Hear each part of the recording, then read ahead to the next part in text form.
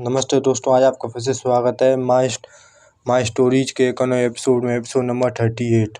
अगर आपको my stories की सभी वीडियो देखनी है तो मैंने इसकी प्लेलिस्ट बनाई है, जिसकी लिंक मैंने डिस्क्रिप्शन में डाल दी है, जिसे आप ज़रूर चेकआउट करें। और आज की हमारी मूवी का नाम है अधूरा परिवार। और इस मूवी की स्टार कास्ट में है विकी कौशल एज अर्जुन, सनी कौशल एज करण, राशि खन्ना एज निशा, तृप्ति डिमरी एज मीरा, त्रिशा कृष्णन एज देविका, रेखा एज सावित्री देवी और जावेद जाफरी एज रफ़ीक चाचा।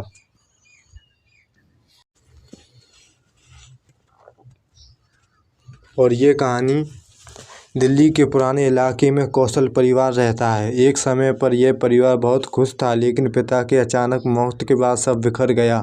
घर में सिर्फ एक बड़ा मकान बचा है और ढेर सारे अधूरे रिश्ते। घर का सबसे बड़ा बेटा अर्जुन जिम्मेदार और गुस्सैल इंसान है। वह पूरे परिवार को बोझ उठाते उठाते अंदर से टूट चुका है। छोटा बेटा करण घर को छोड़कर सालों पहले चला गया था, क्योंकि उसे लगता है कि अर्जुन ने हमेशा उसे दबाया है। माँ जैसी दादी सावित्री देवी चाहती है कि परिवार फिर से जुड़ जाए, लेकिन हर कमरे में पुरानी नफरत की आवाज़ गूंजती है। एक दिन खबर आती है कि पुराना घर सरकार तोड़ने वाली है, क्योंकि वहाँ नई सड़क बनने वाली है। करण सालों बाद घर लौटता है। घर में कदम रखते ही पुरानी लड़ाइयाँ फिर शुरू हो जाती हैं। अर्जुन को लगता है कि करण सिर्फ हिस्से के लिए आया है। करण को लगता है कि अर्जुन ने हमेशा पिता बनने की कोशिश की है। और निशा, जो राशि खन्ना किरदार है, जो परिवार की वकील है, घर बचाने की कोशिश करती है। मीरा, जो पड़ोस में बच्चों को पढ़ाती है, इस परिवार को टूटते हुए बाहर से देख रही होती है। देविका, अर्जुन की पुरानी दोस्त, जो उसे समझाती है कि जिम्मेदारी और प्यार अलग चीज़ें हैं। परिवार को पता चलता है कि उनके पिता ने मरने से पहले एक चिट्ठी छोड़ी थी, लेकिन चिट्ठी अधूरी है। उसमें सिर्फ लिखा है, अगर मेरा परिवार फिर से एक साथ बैठ गया तभी यह घर बचेगा। अब सबको मजबूरी में साथ रहना पड़ता है। और वहीं पर धीरे धीरे पुराने राज खुलते हैं। अर्जुन ने अपनी लड़ाई छोड़कर परिवार संभाला था। करण को विदेश जाने का मौका मिला था, लेकिन पिता ने रोक दिया। सावित्री देवी को पता था कि परिवार टूट रहा है, लेकिन उन्हें कभी नहीं रोका।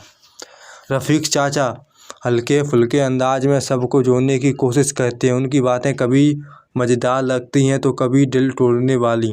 सरकार पर खाली पुराने और वहीं पर उनके घर के सामने सरकारी लोग आते हैं, जो घर को खाली करने को पहुंच जाते हैं। पूरा परिवार पहली बार एक साथ बैठता है। तभी अर्जुन गुस्से में बोल देता है, हम कभी परिवार थे नहीं, बल्कि हम सिर्फ एक ही छत के नीचे रहने वाले लोग थे। यह सुनकर सावित्री देवी टूट जाती है। रात में अर्जुन के पिता की पुरानी रिकॉर्डिंग मिलती है। उस रिकॉर्डिंग में पिता कहते हैं, परिवार खून से नहीं, माफ़ करने से बनता है। और वहीं अगली सुबह घर टूटने लगता है, लेकिन पहली बार पूरा परिवार साथ खड़ा होता है। वे घर नहीं बचा पाते, लेकिन रिश्ते बचा लेते हैं।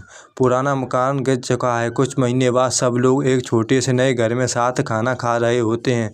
कोई परफेक्ट नहीं, कोई पूरी तरह खुश भी नहीं, लेकिन अब वे अकेले नहीं हैं। कैमरा धीरे धीरे ऊपर जाता है। दीवार पर लिखा होता है, अधूरा परिवार फिर भी परिवार है। और ये कहानी यहीं पर ख़त्म होती है। अगर ये कहानी आपको अच्छी लगी तो हमें सब्सक्राइब करें और thank you for watching the super.